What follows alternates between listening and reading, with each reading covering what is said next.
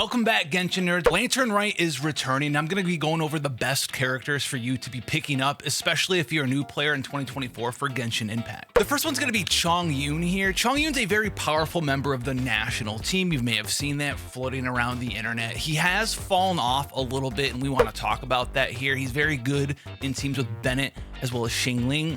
A lot of players have used your boy Chongyun in a lot of ways in Genshin, and you can pick him up if you're brand new to the game. You have access to that free Xiangling. You're going to be putting together your first national team with an animo character, maybe a character like XINGQIU, so you can get some freezes off with your Chongyun. But that's mainly where you're going to see Chongyun be good for you. He has fallen off, like I said. You still can shield break with him, but he's been able to be replaced with all these different characters we've got since 3.0 and 4.0. Now, Xiangling is a very amazing character, one of the best DPS characters you can use in Genshin Impact, with her amazing off-field pyro damage with Pyronado, her elemental burst, as well as Guoba. She's a fantastic character. You do pick her up for free, though, in the course of playing Genshin Impact. So if you're a brand new player and you haven't gotten her for free quite yet, you don't necessarily have to pick her from the Lantern Rite Festival to gain access to her on your account. If you do pick up the extra copy for a Constellation, which you can do, you can get C1 here, which is going to reduce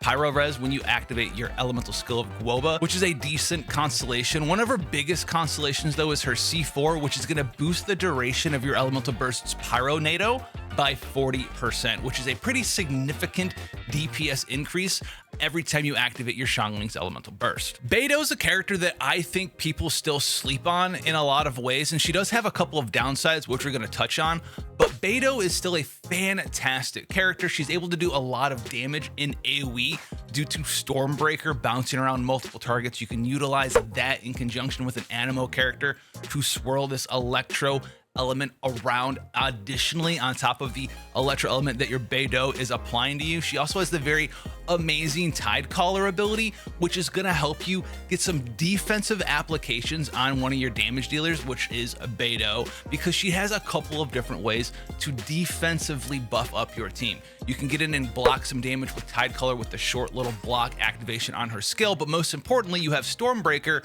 which is going to have damage reduction on it, and even on top of that, has a very powerful increase to your character's resistance to interruption. So you're not going to get smacked around the screen while you have Stormbreaker, her elemental burst, activated, making her a very powerful character still in a lot of team compositions, especially in AoE ones. Now, there is one big downside for Beidou, and that is that her big potential really is unleashed once you get Constellation 2, because this is going to make her elemental burst arc lightning effect that damages enemies jump to 2 additional targets. This is a huge bump up and increase to her overall damage in her focused role of being a sub DPS off-field damage dealer with Stormbreaker. Yunjin's a fantastic character to have access to on your account for a couple of reasons. Now, some of them are non-meta reasons where you can just buff up any character that you want to have fun with if that character is focused on doing normal attack damage because of her amazing elemental burst, the Cliff Breaker's Banner. This is going to set up your normal attack focused character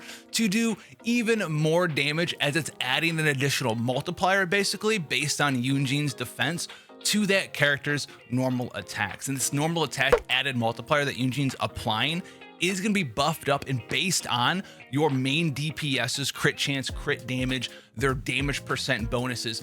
It's absolutely huge for these normal attack focused characters. You can have fun with someone like Noelle or Arataki Ito, Eula, Yoimiya can get in here with Yunjin as well. The thing to talk about with Yunjin, though, is that a lot of the times it is really fun to have the ability to make some of these normal attack focused characters much more powerful with Yunjin in your party, but a lot of the party compositions that you could put Yunjin in might not necessarily be the best meta, but I've been using her since she's been released, and she's incredibly fun to play, buffing up these sort of unique characters that Genshin Impact has introduced that are focused on normal attack damage. Now, on top of that as well, just like with Beidou, she has a very similar elemental skill, so you can get some extra bonus defensive utility by blocking a couple of attacks with her elemental skill Opening Flourish every once in a while. And then as far as Constellations go, she's got some pretty good ones. C1's going to reduce the cooldown of her elemental skill, which increases the particle generation that she's going to be able to provide to your party by a slight amount there. You're going to get some bonus normal attack damage from her Constellation 2. And then C6 is a pretty fun one. It's going to give you normal attack speed increase.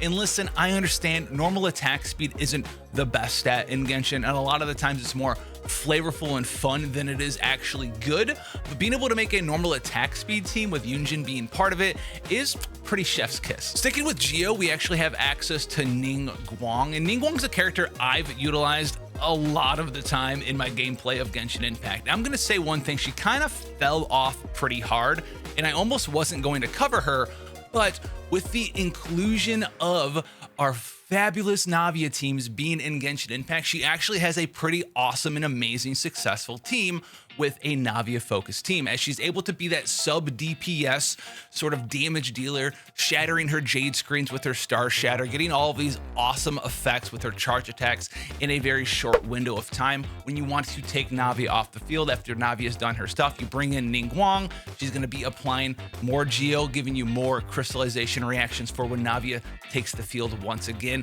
And she also is going to do a pretty significant amount of damage with all of her skills, her normals, her charges, her elemental skills, and her elemental bursts all at the same time. She can also buff up Navia's damage by a slight amount with strategic reserve. And then as far as Constellations goes, we're adding damage, and more damage. Now her C1 is going to make her normal attack an AoE, which helps you make her more of a, I don't know, focused DPS character, but it also is going to make her even better in AoE situations, as she is going to be able to not just have her normal attack splash and do damage, but remember, she shoots 2 of these Star Jades per normal attack, and they will both be AoE damage. And if 2 enemies are standing next to each other, they will both explode for AoE damage and hit each other as well. So C1 is actually a fantastic constellation for your Ningguang. And then C6 is also a big one here. This is going to give Star Shatter 7 more Jades, which if you go and look, is going to increase the damage by a pretty significant amount. You're going to get bonus damage per Jade added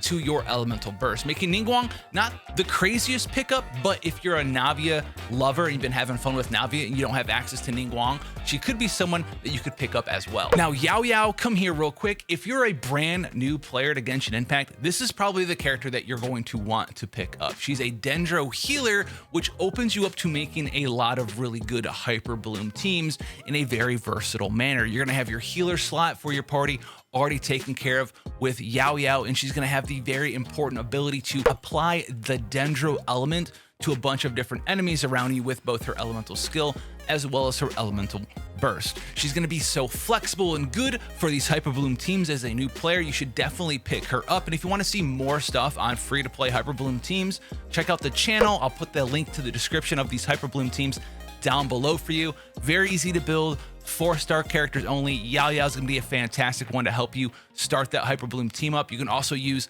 the Dendro Traveler in conjunction with Yaoyun. Pair that with someone like Kuki Shinobu, and then maybe your own Hydro character of your choice, someone like Yelan or even a XINGQIU, and you can have a fantastic Hyper Bloom team with Yaoyun being in your party. She just is so good for that team composition and flexible. I can't say enough good things about this character. If you're a veteran of Genshin Impact, you already have all the other Lantern Rite characters, you have their good constellations, you already know what you're doing. I'm not sure why you're on this video. Thanks for watching though. But Gaming's gonna be a not so versatile character, as he is basically based around this plunging attack gameplay style, filled with his elemental skill and elemental burst as well. If you picked up and have access to Cloud Retainer, they make a very fun team to use together. But Gaming is someone that if you don't have access to him, you can pick him up, you can have fun with him.